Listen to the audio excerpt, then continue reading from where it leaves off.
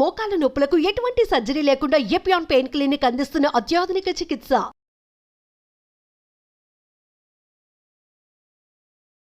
ఆ పిజ్జా కావాలి, ఆ బర్గర్ కావాలి, వాడిచ్చే ఐస్ క్రీమ్ కావాలి అని తిని రోగగ్రస్తులమై భయమై డబ్బులంతా ఈ కంపెనీలకు ఇస్తున్నాం. ఎందుకు మనకు రోగాలు వస్తున్నాయని ఎవ్వరు మీకు విశ్లేషణ చెప్పకపోవడం వల్ల ఈ అనాహుతం జరుగుతుంది.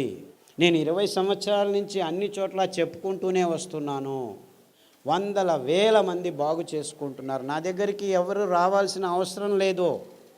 అన్ని విషయాలు వివరంగా ఆ పుస్తకంలో రాస్తే ఆదరణ వాళ్ళు ప్రింట్ చేసి మీ అందరికీ ఇస్తున్నారు. PDF is free. మీరు ఒక నెంబర్కి ఫోన్ చేయండి. ఆ నెంబర్ ఎవరిది సార్?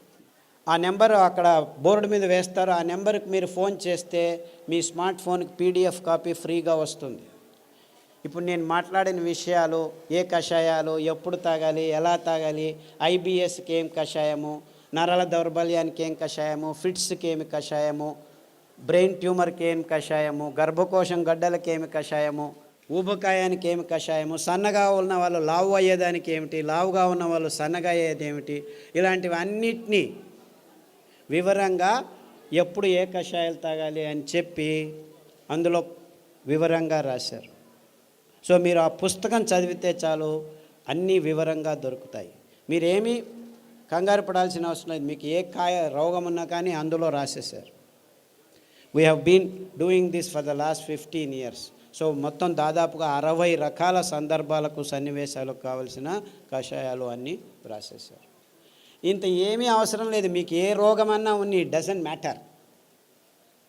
మీరు ఈ 5 సిరిధాన్యాల్ని 2 రోజులకు ఒకసారి మార్చి భోజనం చేయండి. అంటే 2 రోజులు అరికలు తినాలి, 2 రోజులు సామెలు తినాలి, 2 రోజులు ఊదులు తినాలి, 2 రోజులు అండుకొర్రలు, 2 రోజులు కొర్రలు, మళ్ళా సైకిల్. అలాగే కషాయాలు.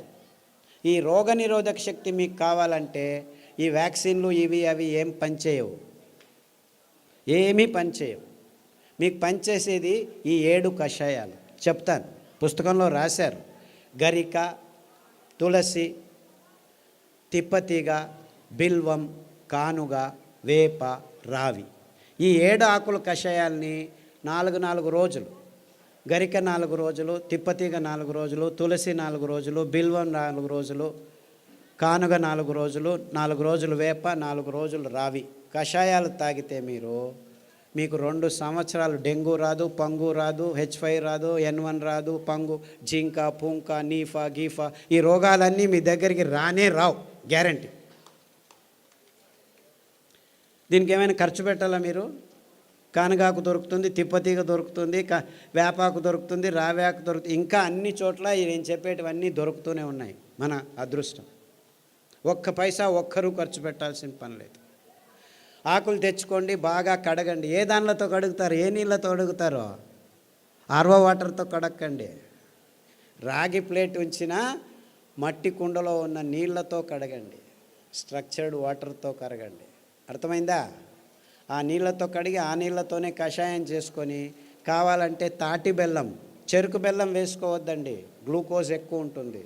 తాటి బెల్లంలో ఫ్రక్టోజ్ ఎక్కువ ఉంటుంది. ఏమీ ఇబ్బంది లేదు. పిల్లలకి బెల్లం కొద్దిగా వేసి కషాయం తాపించండి. 9 నెలల పాప నుంచి 108 సంవత్సరాల ముసలి వాళ్ళు కూడాను కషాయాలు తాగొచ్చు, ఏమీ ఇబ్బంది లేదు. అదే ఆడవాళ్ళు అయితే గోంగూర కషాయం రామబాణం. మీకు ఏమీ తోచట్లేదనుకోండి, గోంగూర ఆకు తెచ్చుకొని 4 ఆకులు ఉడకపెట్టుకొని 2 నిమిషాలు కషాయం చేసుకొని తాగండి. టీవీ చూడకండి, టీవీ చూస్తూను తాగొచ్చు. గోంగూర కషాయం అయితే మీకు టీవీ చూడకుండా చేస్తుంది. మీకు ప్రజ్ఞ ఎక్కువ అవుతుంది, రోగనిరోధక శక్తి ఎక్కువ అవుతుంది, అద్భుతమైన రక్తహీనత నుంచి దూరంగా చేసేదానికి వీలవుతుంది, వైట్ డిశ్చార్జ్ తక్కువ అవుతుంది. ఇలాంటి మీ సమస్యలన్నీ 99% గోంగూర కషాయంతో మాయమైపోతాయి. సో వారానికి 2 రోజులు, లేకపోతే 2 వారాలు గోంగూర కషాయం, 2 వారాలు కొత్తిమీర కషాయము, 2 వారాలు రావి ఆకు కషాయం తాగితే చాలు, ఆడవాళ్ళకి ప్రాబ్లమ్స్ అన్నీ మాయమైపోవడం మొదలుపెడతాయి. ఇంత సింపుల్గా ఉంది విషయం. ఇన్ఫ్యాక్ట్ ఇంత సింపుల్గా ఉందని నేను చెప్పేది ఎవరు నమ్మరు. మొదలు అందరూ అలాగనే వాళ్ళు. ఒక డాక్టర్ లేచి నేను 2 గంటలు లెక్చర్ ఇచ్చిన తర్వాత, ఓ ఈజ్ దట్ సో సింపుల్ అన్నాడు.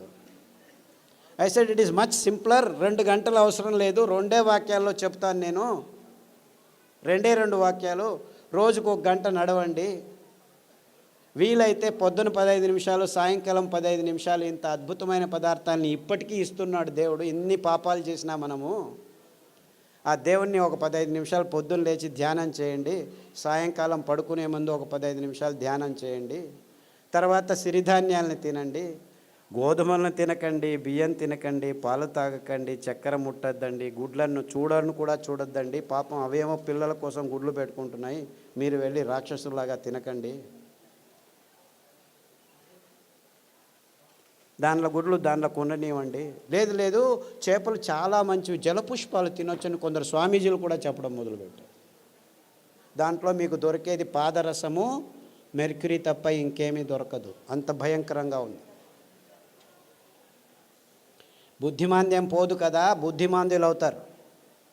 మీ పిల్లలు బుద్ధిమాంద్యులు కాకుండా పుట్టాలంటే కొర్రలు తినండి, అండు కొర్రలు తినండి, అరికెలు తినండి, సామెలు తినండి. అరటి బోధ కషాయము, పసుపు కషాయము గర్భిణిగా ఉన్నప్పుడు తాగండి, పిల్లలకు తాగించండి. మీ పిల్లలు బుద్ధిమాంద్యులు అయిపోయి సూక్ష్మగ్రాహీలు అవుతారు. ఇన్ఫ్యాక్ట్ ఫిట్స్ వచ్చి కత్తి చాకు తీసుకొని చంపేస్తాననే పిల్లవాడు, ఆ తల్లిదండ్రులు కత్తి చాకు తీసుకొని చంపేదానికి పోయే పిల్లవాడు పసుపు కషాయము, రావి ఆకు కషాయము, శుంఠి కషాయం తాగిపించి అండు కొర్రలు తినిపించడం మొదలు పెడితే ఇప్పటికి 12 సంవత్సరాలైంది. 10వ తరగతి ఫస్ట్ క్లాస్లో పాస్ అయ్యాడు. ఇలా 100 కేసులు ఉన్నాయి. అంటే ఫిట్స్ కోసమని టెగ్రిటాలు, వాల్ప్రోయిక్ యాసిడ్, ఫ్రీజియం ఇవ్వడం మొదలు పెడతారు పిల్లలకి. ఆ మందులు తీసుకుంటూ పిల్లలు బుద్ధిమాంద్యులు అయిపోతారు. ఫిట్స్ రావు అని చెప్తారు, అయినా వస్తూనే ఉంటాయన్నమాట. అలాంటి వాళ్ళందరికీ కొర్రలు, అండు కొర్రలు తినిపించి ఈ కషాయాలు తాగిపిస్తే 6 నెలల్లో ట్యాబ్లెట్లు మెల్లిమెల్లిగా ఆపు చేసి ఇప్పుడు హ్యాపీగా ఇంట్లో అందరికీ సహాయం చేసుకుంటూ బాగా నడుస్తూ ఏ ఇబ్బంది లేకుండా మాట్లాడటం తెలియని వాళ్ళు కూడా మాట్లాడడం మొదలుపెట్టారు. అది 15 సంవత్సరాలు 20 సంవత్సరాల తర్వాత. అంతవరకు మాటలు అనేది తెలియని పిల్లలు కూడాను ఇప్పుడు మాటలు నేర్చుకుంటున్నారు. ఇలాంటి అద్భుతమైన విషయాలు ఈ ధాన్యాల్లో, ఈ కషాయాల్లో ఉన్నాయని చెప్పేదానికి నాకు చాలా చాలా సంతోషంగా ఉంది. అర్థమవుతుందా? It's very simple, very simple. ఇంత సరళమైన అద్భుతమైన ఆరోగ్య రహదారిని మేము నిర్మించాం. ఇంకా బాకీ ఉంది ఏమిటి? మీరందరూ అందులో నడవటం మాత్రమే. అంతే. అందరికీ ఆహ్వానం, ఆరోగ్య రహదారిలో నడవండి అని మా విన్నపంతో మీ అందరికీ వందనాలు. సిరిధాన్యాలు తింటే అరగట్లేదు అని దీనికి 2 కారణాలు ఉన్నాయి. మీరు పొద్దున్న సిరిధాన్యం ఇడ్లీలు తింటే రాత్రి వరకు ఆకలి కాదు. మీరు అనుకుంటున్నారు ఈ బియ్యం తిని 2 గంటలకే ఆకలి అవుతుంది కదా, సో అది బాగా అరుగుతుంది అనుకుంటున్నారు. అలా కాదు. ఇది సిరిధాన్యాలు తింటే మీకు ఎంత కావాలో అంత గ్లూకోజ్ అందుతూ ఉండటం వల్ల మీకు ఆకలి కాదు. అంటే అది జీర్ణం కావట్లేదని కాదు మీకు అర్థం. అందరికీ ప్రాబ్లం అది. అంతేకాకుండా మీరు సిరిధాన్యాల్ని బియ్యంలాగే కుక్కర్లో వేసి పుస్ అని 4 కూగులు కూగించేస్తే రాదనమాట. అది ఉడకదు. రాత్రి నానబెట్టి పొద్దున ఉడకబెట్టుకోవాలి. కనీసం 3 గంటల నుంచి 6 గంటలు నానబెట్టాలన్నమాట. నానబెట్టి వండితే ఆ ధాన్యం తింటే మీరు హ్యాపీగా ఫీల్ అవుతారు, ఆరోగ్యంగా ఉంటుంది. సిరిధాన్యాలు చిన్న పిల్లలు, 9 నెలల పిల్లలు కూడాను జీర్ణించుకోగలరు, ఏమీ ఇబ్బంది లేదు. కానీ మీరు వంట వండే విధానంలో మార్పు రావాలి. నానబెట్టి వంట చేయాలి. హలో సార్, మేము dialysis patient. Kidney infection. Hello, కిడ్నీలో చాలా రకాలైన ఇబ్బందులు ఉన్నాయి.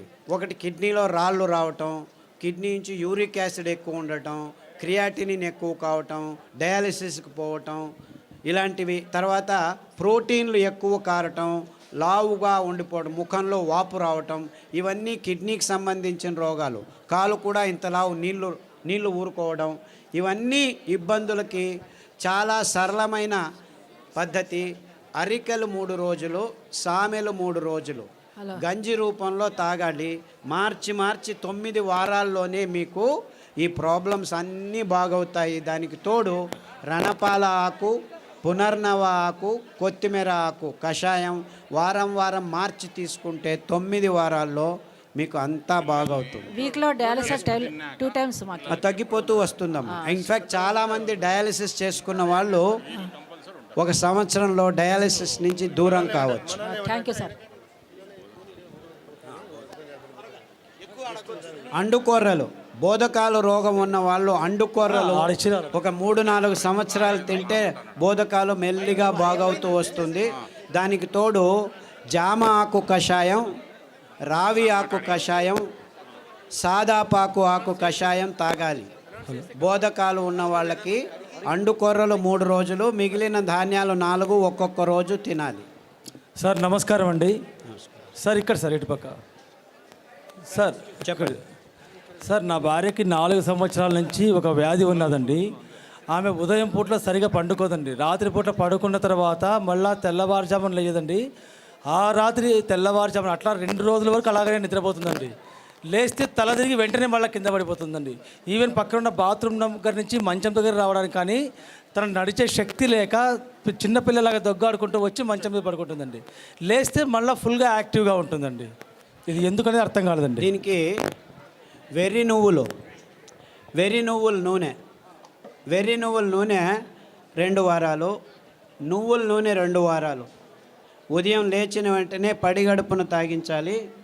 దానికి తోడు మారేడు ఆకుల కషాయం, బిల్వపత్రం కషాయం అంటారు. మారేడు బిల్వం 2 ఒకటే. గరిక కషాయం, పసుపు కషాయం, సాదాపాకు కషాయం వారం మార్చి తాగించండి. అండుకొర్రలు 3 రోజులు, మిగిలిన ధాన్యం ఒక్కొక్క రోజు. ఇలా తినిపిస్తే 6 వారాల్లోనే తేడా కనిపిస్తుంది. 6 weeks all that it takes. 6 నెలల్లో పూర్తిగా బాగవుతుంది. రక్తపు క్యాన్సరు, గర్భకోశం క్యాన్సరు, మెదడు క్యాన్సరు, ఎముకల క్యాన్సరు, ఇలా 14 రకాల క్యాన్సర్లు పుస్తకంలో పట్టీలో రాశారు. దాంట్లో ఉన్న ఆహారం కషాయాలు వాడితే 6 వారాల్లోనే తేడా రావటం జరుగుతుంది. 6 నెలల్లో చాలా మటుకు మీకు గుణముఖులు అవుతారు. సార్ నాకు ఒట్టిగో డిజినెస్, తల తిరగడము, మళ్ళీ ఇది ఒకటి ఉంది సార్. ఇది బ్రెయిన్ కొంచెం. సాదాపాకు కషాయము, పసుపు కషాయము, అరటి బోధ కషాయము. తర్వాత ఈ వర్టిగో ఉన్నవాళ్ళు చాలామందికి ఈ తంబాకు అంటే పొగాకు, సిగరెట్లు కానీ ఈ లోపల నోట్లో పెట్టుకోవడం కానీ అలవాటు ఉన్న వాళ్ళకి ఈ వర్టిగో ఎక్కువగా ఉంటుంది. అంటే మీరు దాని నుంచి బయటపడాలంటే చేయాల్సింది కానుగ ఆకు కషాయం, చమురు ఆకు కషాయం, రావి ఆకు కషాయం. ఈ 3 కషాయాలని మార్చి తాగాలి. అరికలు, సామెలు ఎక్కువగా తినాలి. సార్ నమస్కారం sir. Prostate cancer, lung cancer. ఇప్పుడు ఏమైందంటే లంగ్లో క్యాన్సర్ వచ్చింది, రేడియోథెరపీ, కీమోథెరపీ తీసుకుంటారు, అక్కడికి ఆగదు, ప్రోస్టేట్కి వస్తుంది. ప్రోస్టేట్కి తీసుకుంటే ఎముకలకు వస్తుంది. అంటే ఇది క్యాన్సరు ఇక్కడుంది, అక్కడ ఉంది అని కాదు. క్యాన్సర్ మొత్తం దేహంలో ఉంది, ఒక్కొక్కసారి ఒక్కొక్క చోట బయటపడుతుంది అని అది అర్థం చేసుకోవాలి. కాబట్టి అన్ని క్యాన్సర్లకు మూలం ఒకటే. అందువల్ల మీరు పారిజాతము, రావి ఆకు, జామ ఆకు కషాయాలు అన్ని క్యాన్సర్లకు బేస్గా ఉండాలి. ఈ 5 ధాన్యాల్ని 2 రోజులు తినడం మొదలు పెట్టండి. 6 వారాల నుంచి 6 నెలల్లో మీకు గుణముఖుడవడం మొదలు పెడతారు. 2 సంవత్సరాల్లో పూర్తి క్యాన్సర్ మీ దేహం నుంచి బయటపడిపోతుంది. ఏమీ ఇబ్బందులు ఉండకుండా జరుగుతుంది.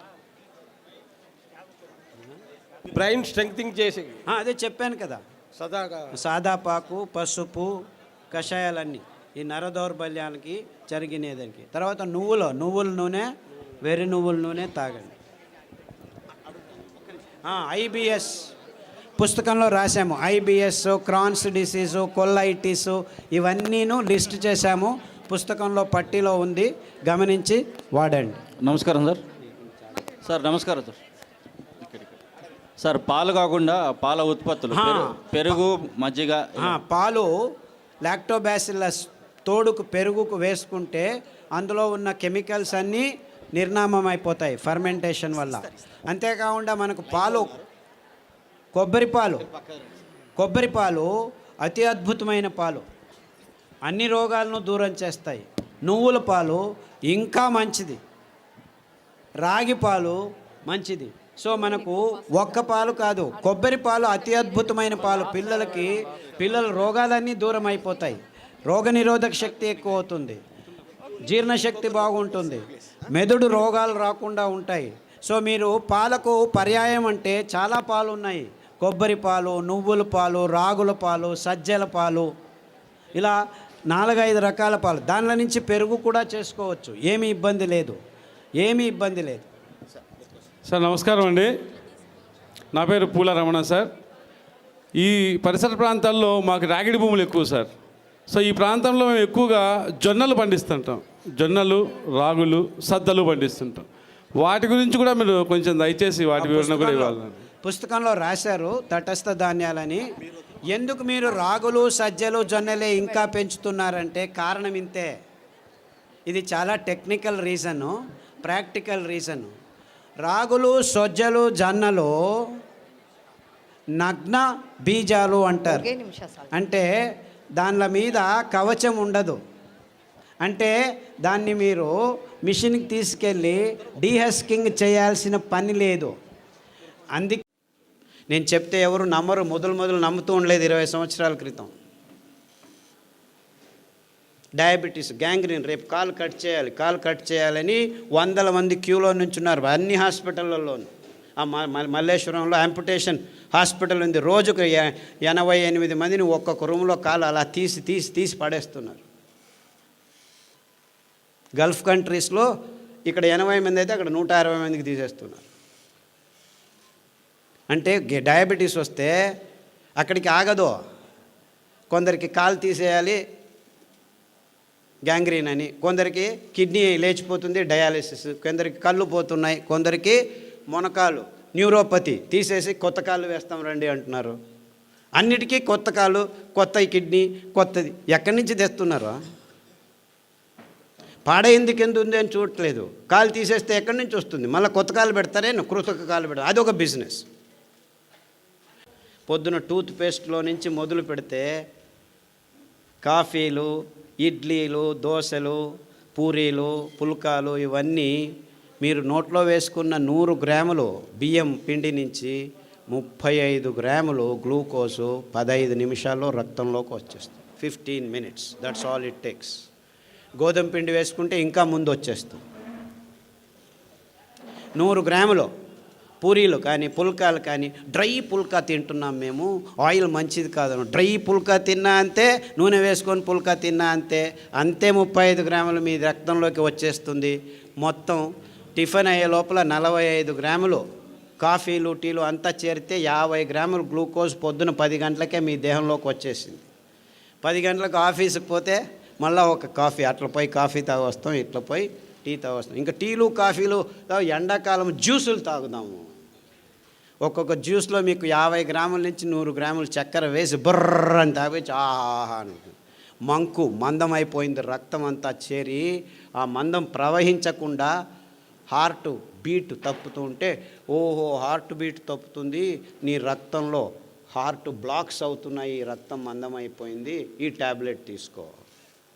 ఎన్ని రోజులు తీసుకుంటూ ఉండు, ఏం ప్రాబ్లం లేదు. అరే ఆ చక్కెర నోట్లో పోకుండా చూసుకోరా నాయన, అది మందం అవుతుంది. ఇప్పుడు చక్కెర నీళ్ళలో వేసి ఒక 2 నిమిషాలు వేడి చేస్తే ఏమవుతుంది? పాకం అవుతుంది. మీ దేహం టెంపరేచర్ ఎంత ఉంది, ఆ టెంపరేచర్లో మీరు చక్కెరలో వేస్తుంటే పాకమై కూర్చోండి ఉంది. పాకమై కూర్చుందిరా బాబు, అందుకే రక్తం పారట్లేదు అని ఎవడైనా చెప్పాడు? లేదు, ఊరికాయ తింటే మీకు బీపీ వచ్చింది అంటాడు. ఉప్పుకు బీపీకి సంబంధమే లేదు, కానీ చక్కెరకు ఉన్నంత సంబంధం అని ఏ డాక్టర్ ఇంతవరకు మీకు చెప్పలేదు. అంతెందుకు, మీరు మీ భార్య మర్చిపోయి ఉప్పు ఒకసారి సాంబార్లో ఎక్కువ వేసింది అనుకోండి, రెండోసారి మర్చిపోయి, ఒకసారి వేసి ఉంటుంది, ఏదో ఇంట్లో గొలవల గలబల మర్చిపోయాను, ఇంకొకసారి ఉప్పు వేశారనుకోండి, ఆ సాంబార్ ఎవరైనా తింటారా? భార్య కూడా తినదు, ఉప్పు కషమని. అదే మర్చిపోయి గులాబ్ జాముకి ఇంకో 4 చెంచాలు చక్కెర ఎక్కువ వేసాం అనుకో, హేమావతి చాలా బాగుంది, ఇంక 2 గులాబీలు తీసుకురా అంటాం. అంటే ఉప్పు మనం కావాలన్నా తినలేము. నాకంటే మీరు కొద్దిగా ఎక్కువ ఉప్పు తినొచ్చు, ఇంకొక ఊరగాయ ఎక్కువ తినొచ్చు, అంతేకాని ఉప్పు మన నోట్లోకి పోమన్నా పోదు. కానీ డాక్టర్లు ఏం చెప్తున్నారు? ఉప్పు వల్ల మీకు బీపీ వస్తుంది అంట. నిజంగా బీపీ వస్తుంది ఈ చక్కెర వల్ల, ఈ కాఫీ వల్ల, ఈ టీ వల్ల, ఈ పాల వల్ల అని ఏ డాక్టర్ మీకు చెప్పట్లేదు. ఇన్ఫ్యాక్ట్ ఊరగాయ అతి అద్భుతమైన పదార్థం. నిమ్మకాయ ఊరగాయ, టమోటా ఊరగాయ, చింతపండు ఊరగాయ, మామిడికాయ ఊరగాయ, ఉల్లికాయ ఊరగాయ, ఇవన్నీ ఆల్ఫా హైడ్రాక్సీ కార్బాక్సిలిక్ యాసిడ్స్ అంటారు. Tartaric acid, citric acid, ascorbic acid, మామిడి పండులో గ్యాలిక్ యాసిడ్ అని, గోంగూరలో ప్రోటోకోచిక్ యాసిడ్ అని ఇంకొకటి అద్భుతమైన పదార్థాలు. ఇవి అద్భుతం. ఎంత అద్భుతం అంటే మీ దేహంలో క్యాన్సర్ని పుట్టించే కారకాల్ని 1 నిమిషంలో నిర్వీర్యం చేస్తాయి. అంటే మన దేశంలో ఊరగాయ కూర్చుకొని ఇట్లా ఇంత తినము, చివరకు పెరుగన్నంలో కొద్దిగా నంజుకొని తింటాం. ఆ కొద్ది అంశమే చాలు మన దేహంలో క్యాన్సర్ని దూరం చేసేదానికి దోహదపడుతుంది. ఇంత అద్భుతమైన ఆహార పద్ధతిని అనారోగ్యం అని చెప్పి ఊరగాయని మన అరిటాకుల నుంచి తీసేసి చివరికి ఇచ్చింది వీళ్ళు ఏమిటాయంటే ఐస్ క్రీములు.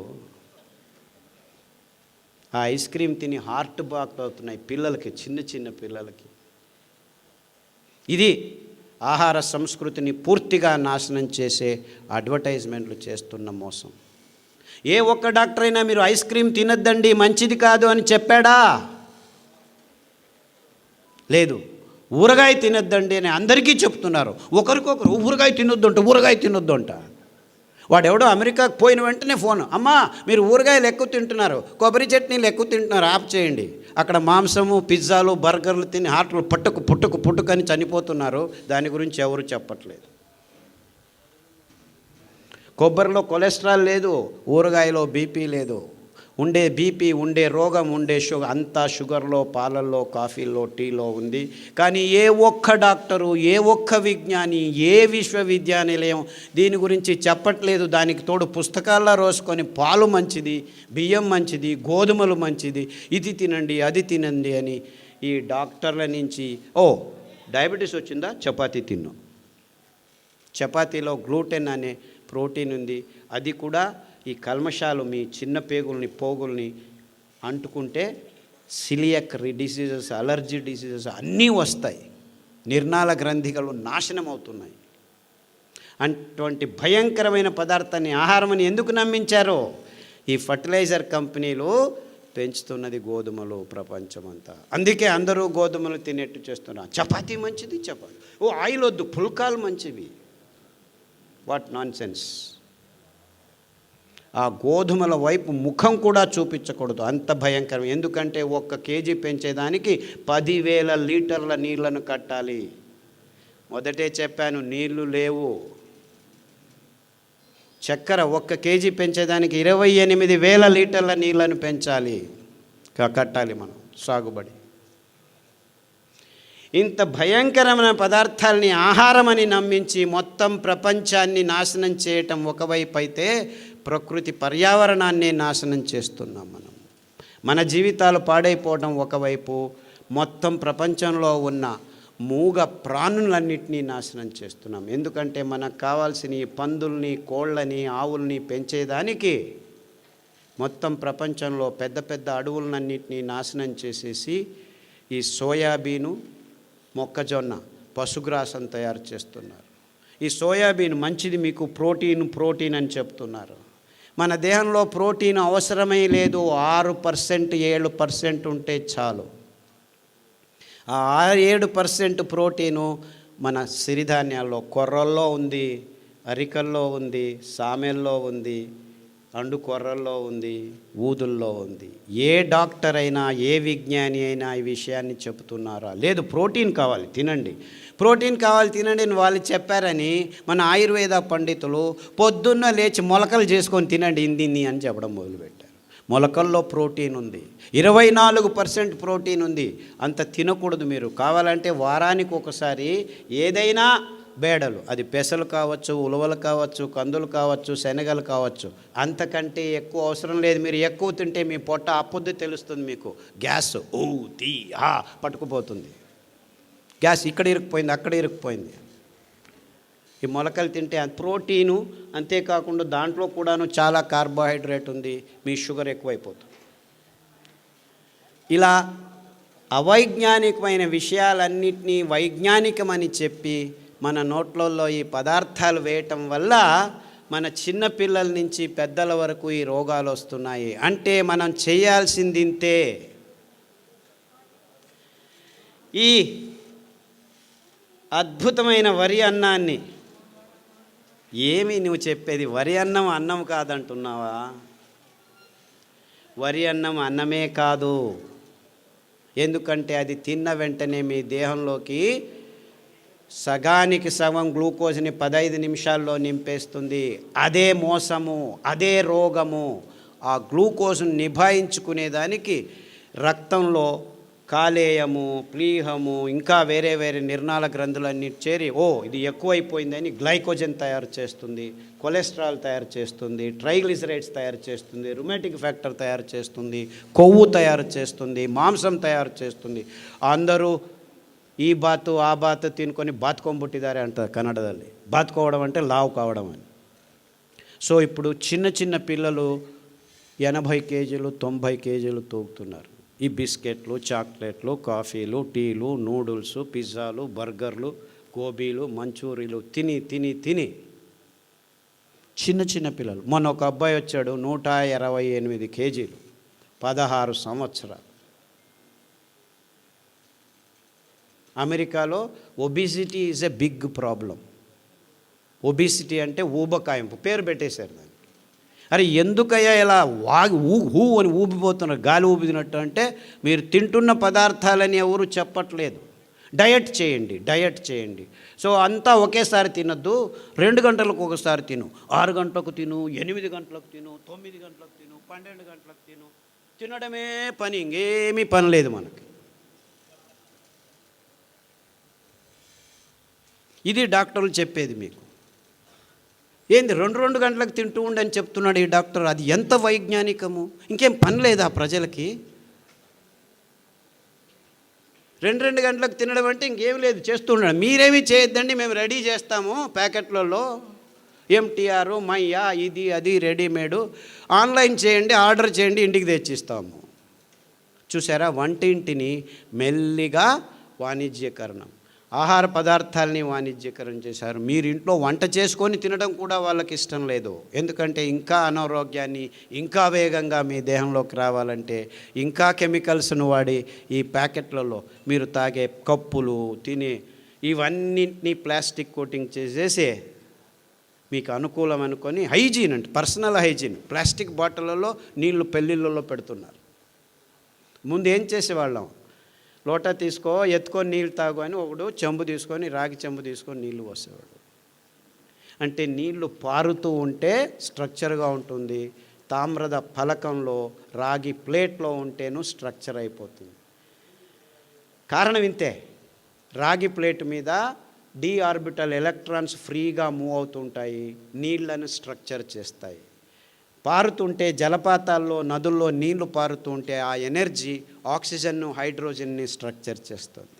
ఆ ఎనర్జీ నీళ్లు నింపినప్పుడు కూడాను స్పృశిస్తూ ఉండేది రాగి ఫలకం మాత్రమే. అందుకే మన సాధు పుంగవులు, మునులు ఎక్కడికి వెళ్ళినా రాగి కమండలం తీసుకెళ్లేవాళ్ళు. కోపం వచ్చినా, ఇష్టమైన, శాపం ఇవ్వాలన్నా, వరం ఇవ్వాలన్నా ఆ నీళ్ళనే తీసుకొని నీ దేహం మీద వేసేవాళ్ళు. అంటే నీ దేహంలోనూ 75% నీళ్లు ఉంది, ఆ స్ట్రక్చర్డ్ వాటర్. అందుకే మీరు పాప వినాశం, ఆ జలపాతం మీద కూర్చుంటే పాపాలన్నీ బాగా అయిపోతాయి. గంగలో మునిగితే పాపం నాశనం అయిందంటే ఆ పారుతున్న నీళ్ళల్లో మీ దేహం 10 నిమిషాలు ఉంటే మీ దేహంలో ఉన్న రక్తము అన్నీ నీటి అంశమే కాబట్టి స్ట్రక్చర్డ్ అయిపోతే కల్మషాలన్నీ పోయి మీరు బయటికి లేస్తే చైతన్యవంతులైనట్టు అనుభూతి జరిగేది. అందుకే ఇంతే కారణం. వేల సంవత్సరాల నుంచి సంగమాల్లో పుష్కరాల్లో స్నానాలు చేయండి, మీకు ఇప్పుడు వెళ్ళి స్నానం చేయకండి, అంతా కలుషితమైపోయాయి. నిజమైన నీళ్ళు, పారుతున్న నీళ్ళల్లో, కొత్త నీళ్ళల్లో ఆ శక్తి, ఆ ఎనర్జీ, ఆ స్ట్రక్చర్డ్ వాటర్ వల్ల మీ దేహం పునీతమవుతుంది. అంతే ముందు వాళ్ళు చెప్పింది, ఇంకేమీ లేదు. రావి చెట్టు చుట్టూ ప్రదక్షిణలు చేయండి అని చెప్పింది ఇందుకే, మీ అసమతులనం బాగవుతుందని.